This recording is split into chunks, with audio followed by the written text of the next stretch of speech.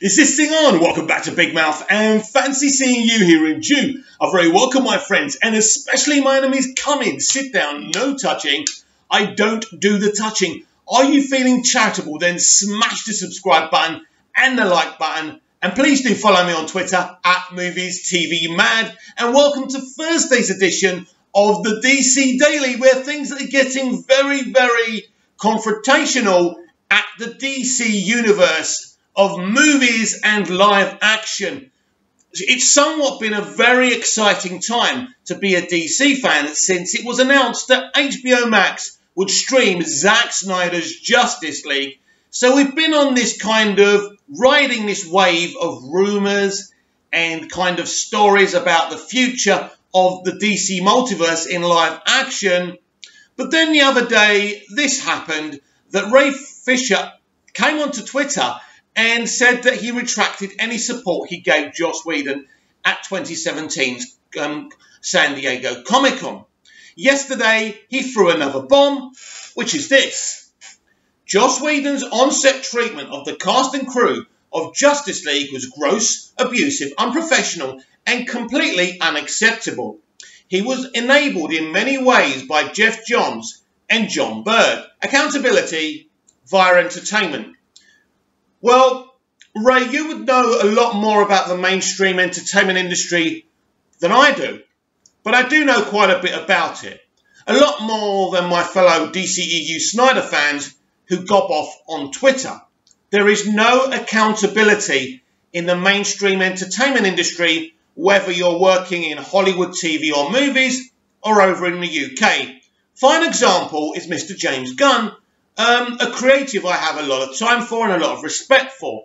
But over a year ago, historical tweets were revealed that he made jokes about children, right, and paedophilia. Now, he was cancelled. He lost his job over at the MCU with Guardians of the Galaxy. Nothing was happening for him. All of a sudden, he gets tapped to write and direct the Suicide Squad for Warner Brothers and DC. And then he gets his job back over at Marvel to do his Guardians of the Galaxy 3 movie. So there's no accountability. I don't think the man should have been sacked because those jokes were in poor taste and despicable. But you shouldn't lose your job over it, just the same as you shouldn't lose your job over the colour of your skin, like the guy on Family Guy has lost his job, right? Let's make that clear. So what Ray Fisher is actually describing here happens on every other movie set in Hollywood. Directors are rough. All directors are rough. A lot of directors, nearly 70 to 80, maybe even 90% of directors, do not treat their crew or cast very, very well. And Joss Whedon is no exception. Of course, it didn't help that Joss Whedon was under, excruciating pressure, which of course he brought upon himself by getting involved in this shit show. But still, he was under the gun, he was under a tight schedule, and he didn't handle it very well. Plus, these weren't his actors. He didn't choose these people. He didn't want these people. And if he was able to recast, none of them would have had the gig. It's as simple as that. But that doesn't give him the right to abuse people that worked for him. Let's be clear about that. Do I support Ray in what he's done? Do I believe Ray? I both support Ray's freedom of speech to come out and say this, and I believe him absolutely. But we have to look at this in the deeper elements. Is this Ray Fisher getting up in the morning and deciding to throw some truth bombs, or is Warner Media and AT&T trying to clean up house? But then, when you hear the news that Jason Momoa is doing a movie, a live-action Jack Frost movie, which I'm sure we'll see one Christmas time, and it's produced by John Berg and Geoff Johns. Why did the studio announce it? Because of Jason's connection with Ray Fisher and Justice League, and the fact that it would seem from the outside looking in that Jason is fine with those guys. But you know and I know that Jason Momoa is a very loyal guy to his Justice League cast members and to Zack Snyder. And the expression on his face at San Diego Comic-Con 2017 when Ray was being fake complimentary towards Joss Whedon was an expression of, I really have to bite my tongue here, I'm disgusted, right? Not disgusted that Ray was lying, because Ray had no choice. But the point being, I showed you the close-up of his reaction yesterday. So he's no friend of these guys either. So what does Ray mean when he says, unprofessional, completely unacceptable, right? We know what that means, but what does he mean by this? He was enabled in many ways by Geoff Johns and John Berg. Well, the fans have been talking about Geoff Johns' involvement in the removal of Zack Snyder and the changing of the DCEU ever since the release of the theatrical cut of Justice League. In a lot of ways, it sounds like we're being told what we wanted to hear. Because what's interesting is I hear a lot of names being tapped around for blaming for what went wrong with Justice League 2017. But it's always the fans seem to have this inner hatred for Geoff Johns. It goes beyond what happened. And I was hearing a lot of things. There's some women coming forward now saying that, that Geoff harassed them. That's what they're alleging. That's not what I'm alleging. Now, one of these women has about 200 followers, and that doesn't mean she's not telling the truth. But, sorry, I'm not going to believe you straight away. These things are coming out. There is a concerted campaign against Geoff Johns. Now, maybe Warner Media and AT&T don't like Johns, like the fans don't like Johns, and they're just trying to push him out of the studio.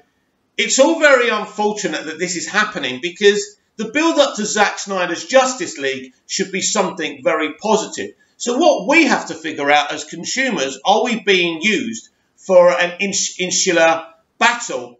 What's going on? Is this purely by Ray Fisher? Or, as I say, is AT&T and Warner Media cleaning up house? And if so, why isn't Johns out on his ear? He's working with Patty Jenkins for this new Amazonian movie. He co-wrote Wonder Woman 1984. He's heavily involved with the Green Lantern TV show and Stargirl. He's going, let me tell you something. He is going nowhere. Now, what does enabling mean? What it means is that Geoff Johns and John Berg didn't physically or intentionally do anything to hurt the cast and crew, but they ignored what was going on the set of Justice League, even though they knew about it. Now, this would have been a very, very awkward situation, because they just wanted that damn film made, released and forgotten about. They didn't care anymore. They knew it was a shit show. Everybody knew it was a shit show, but too much money had been invested. So everyone was under the gun and everyone was under pressure. Again, no justification for treating people badly. I think this is about some good old-fashioned revenge, maybe.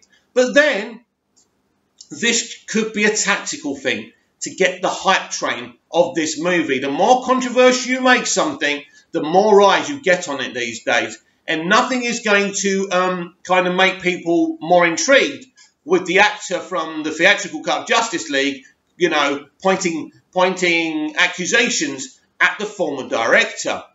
In terms of Joss Whedon, is Joss Whedon finished? As I said to you before, nobody is forever finished in this industry.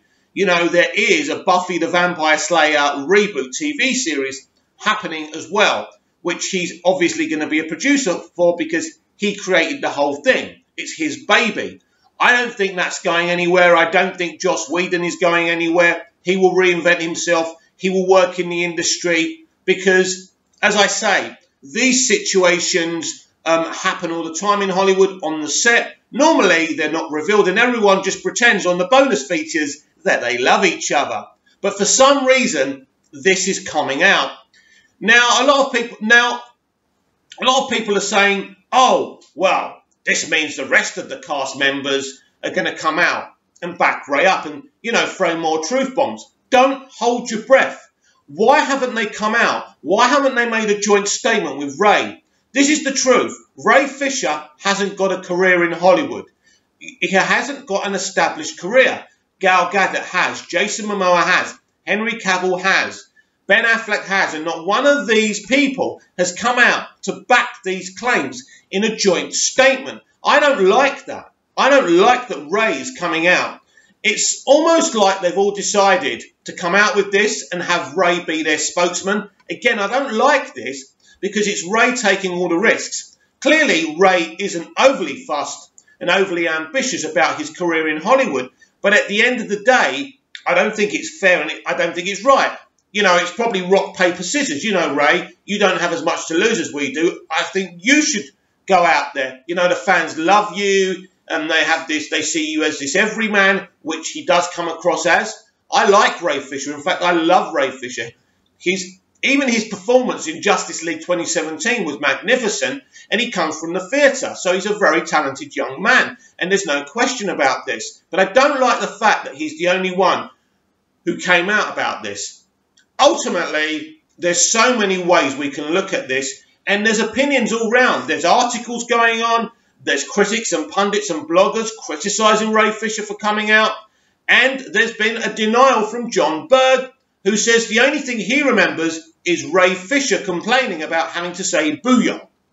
Now, I don't think he was too fond of saying booyah. Let me be clear, booyah is something Cyborg says in the comics, and that animated Teen Titans Go TV series too.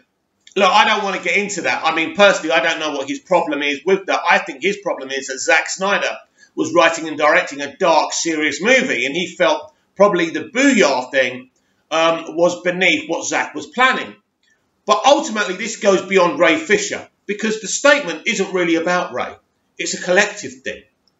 Joss Whedon's on-set treatment of the cast and crew of Justice League was gross, abusive, unprofessional, and completely unacceptable. He's talking about Whedon's whole treatment of everybody, not himself. And I've noticed that some people are trying to link this in with Black Lives Matter. This goes beyond that. You know, not everyone on that set was a minority or a person of colour. There's white people on that set as well. And it sounds like Ray's alleging that Joss abused everyone. So we also have a quote from Alan Tudyk, who has worked with Joss Whedon, backing Joss Whedon up and saying that this is not the Joss Whedon he knows and he remembers. He does say, yes, I wasn't there. I respect the fact that Alan is backing up a friend and a mentor, and that's fine because you don't get much loyalty in Hollywood unless it suits their own gains.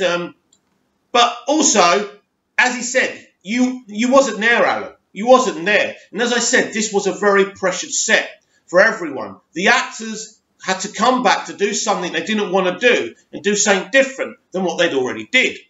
And Joss Whedon was under the gun and under a lot of pressure.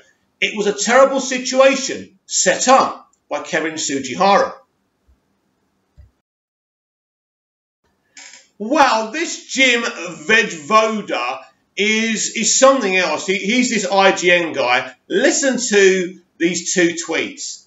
The Snyder Cut is really happening now, so people will see the film he signed up for, and he'll presumably be doing press for it. Slamming filmmakers and execs when you're a newbie actor isn't a smart career move, but there's a movement now towards less abuse and toxicity on sets and in the biz. Now, he clarifies his statement a few hours later. People seem to have misunderstood me. I was responding to a reader inquiry and providing context about why Ray may not have felt comfortable opening up before now.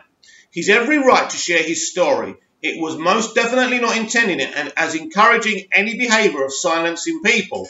So you just don't know anymore.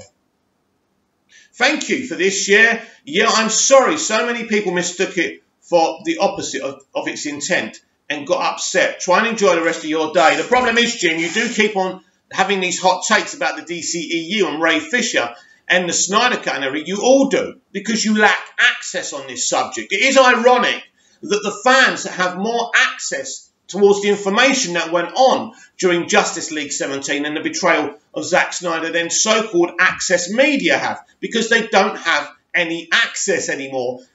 It is hilarious. To cut a long story short, I'm a DC fan. I'm so looking forward to the DC fandom for all these announcements. My final thoughts really on Ray Fisher and what he said. On one hand, I say power to him. I believe him. It was wrong what happened, but nothing's going to change here. No one's going to lose their job. What you're going to see is it's just a statement. He was building towards this the other day when he kind of rescinded his support for Joss Whedon. But at the end of the day, Joss Whedon is a powerful guy. His rep isn't very good, but he'll carry on working in this industry, as will Geoff. I'm not talking about Joffrey, am I? But as will Geoff Johns and John Berg. In terms of Jason Momoa doing a film for them, Jason Momoa is a working actor. He's going to take the work where he can get it. You know, this is not Marlon Brando or Sir Laurence Olivier. This is Jason Momoa, and as much as I love him as an actor, there's no one else that couldn't do the job that he's done on the project that he's done. But people like him for who he is, and that's why he gets work. So there's no way he's going to turn down this project just because these producers are there. He's a Warner Brothers man now. He'll probably sign an exclusive contract with them. He'll keep on doing Aquaman, and he'll do whatever project they want him to do. It's a good one. He's voicing Jack Frost, a live-action version. I'm really excited for this movie, and I don't care that John Berg and Geoff Johns are involved in this. What's my opinion of Geoff Johns? Geoff Johns' story is amazing. Amazing. He was a runner for Richard Donner. He worked his way up to DC Comics. He's written some wonderful DC stories. He's reinvented some awesome, iconic characters. But in terms of being kind of the head of the DCEU when he was, and Chief Operating Officer, which made him a lot more than that, by the way, he got himself in a situation he couldn't dig himself out of. And when people are under pressure in life, sometimes they make mistakes and they act improperly. I personally forgive him. I forgive John Berg. You know why? You know why I'm not going to bore on and on and on about this like you lot for the next 50 years? Because we are getting the Snyder Cut. Batfleck will return in Justice League and in Justice League sequels at least. And who knows? Maybe as Batman yet again. Nobody knows that far ahead. We are getting everything we ever wanted. Geoff Johns was in a terrible situation. He became under pressure and he acted improperly. Now, I don't know if Geoff Johns is not a nice man. I don't know if he's disrespectful towards women like these accusations are coming out. I do know this, that he is a legend, but even if you're a legend, it doesn't give you the right to treat people improperly and make decisions that betray other people and hurt other people and lose people jobs. Thankfully, in terms of this, Zack's back, and that's all we need to focus on. You know, I saw people like Zodwriter attacking other people yesterday, part of the DCEU Snyder fandom. And the stuff he was saying didn't make sense. It's kind of like he was trying to create controversy to get some clicks and likes on his channel. That's what it seemed to me. But I just saw a lot of hot takes yesterday, which didn't make any sense, because this is the problem with our community sometimes. We speak a lot of truth. We know a lot of stuff and we're very passionate. But sometimes that passion takes over. In terms of saying stuff like there's a power struggle between Warner Media, AT&T and Warner Brothers. No. There's no power struggle. AT&T owns Warner Brothers, and Warner Media is the umbrella they're under. Warner Media is the boss. There's no power struggle here. If they wanted Geoff Johns gone, he'd be gone. But here's the thing. He's a very talented man. He's an asset to DC Comics. And no one is going to get rid of an asset unless the evidence against them is so blatant. There's no way around it. And with Geoff Johns, John Berg and Joss Whedon, there's no real evidence. And the only way Joss Whedon, Geoff Johns and John Berg get cancelled is if every member of the Justice League cast and crew, or at least the cast, one or two more of them, come out and back up what Ray's saying. But until that happens, nothing's going to happen. Because nobody is held to account in the entertainment industry. Unless you're someone who's literally been caught with their pants down. And these guys haven't. It's just more hearsay. It's more claims. And as I say, it's been said now. Let's look forward to Zack Snyder's Justice League, because I don't want to keep on being embroiled in this. I was shocked yesterday when Ray made the claims. I back him. I support him. I can't wait to see him as Cyborg in Zack Snyder's Justice League. I don't think this is going to hurt his career with Warner Brothers. They wouldn't dare with what's happening with Black Lives Matter. And there is kind of more investigations now and a stamping down of bad treatment on the set. But most of you watching this won't understand what a set is like, the pressures for people to perform and to reach a schedule. I'm not making excuses. I'm saying until you know about things, there's even been accusations of Joss Whedon, and this is an accusation, an allegation, and this is not coming from me. People are talking about Gal Gadot being locked in a room or nonsense like that. Now, I don't know if that's true or not, but again, these are things, if you can't corroborate, don't say them. Keep your mouth shut. Now, I'm not saying this to protect Joss Whedon. I'm talking about Gal. From someone who respects her, she seems like a lovely lady, a very talented lady, who's given me a great version of Wonder Woman as a man. Not one where I look at her and say, oh yeah, I wouldn't mind some of that. I think, wow, I love you. I wish I knew Diana, the way you've performed her and the way Patty wrote her in the first film. That's how I feel about Gal.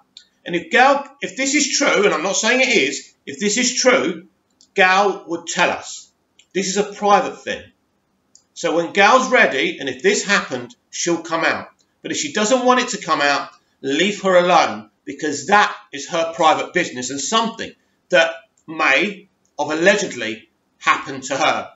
So I want us to keep away from rumours, whether it's movie rumours, whether it's rumours about things that have happened on set. I know a lot of you are eager to destroy Geoff Johns. I know a lot of you, I am still angry with what happened with Justice League 2017. But I just don't understand why you people are so still obsessed with it after we're getting the movie. It's an interesting talking point. I've got this channel. It is my responsibility to talk about what happened yesterday. It's my honour to talk about it with you and give you my opinion and see your reactions. But personally, we are getting so much of what we want. Every DC fan is. This is why they're doing this, integrating this live-action multiverse with the DCEU, with Arrowverse, with Lucifer, and all the universes we have available to us, the live-action universes, over at DC, Warner Brothers, Warner Media, AT&T, and HBO Max. It's an exciting time. Now we're getting Zack Snyder's Justice League. It is not yours or my position or responsibility or place to worry about what happens behind the scenes, in the boardrooms. It is our responsibility to enjoy movies and TV shows and give our honest, constructive opinions about them and be passionate like we are. And what happens behind the scenes, we really shouldn't care about. As I say, when we were fighting for the Snyder Cut, and we're still fighting for the Ayer cut, and I understand that. I think the Ayer cut's been greenlit already anyway, but I think it's important we keep on fighting. And Release the Ayer cut are doing a great job over on Twitter as well, and I back that. But at the end of the day, we're getting what we want. Histrionics only hurt us. Let's enjoy our movies and our TV shows, and I'll see you tomorrow with even more DC Daily. See you again soon.